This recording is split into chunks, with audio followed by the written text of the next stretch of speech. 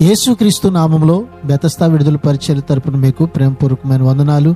ఈ దిన వాక్య ధ్యానము, దేవుని యందు నమ్మిక ఉంచి ఉన్నాను, నేను భయపడను. కీర్తనల గ్రంథం 56వ అధ్యాయం 4వ వచనం. తనకేమీ భయం లేదని దావీదు అనడం లేదు. మనుషుల్లో ధైర్యానికి మారుపేరైన వారే కొన్నిసార్లు భయపడవచ్చు. అయితే భయం వేసినప్పుడు ఏం చేయాలో దావీదుకు బాగా తెలుసు. దేవునిపై అతనుకున్న విశ్వాసం ఆ భయాన్ని పారదోలింది. అంత ప్రమాదకరమైన కష్టతరమైన సమయాల్లో కూడా ఆయన్ను స్తుతించగలిగేలా చేసింది.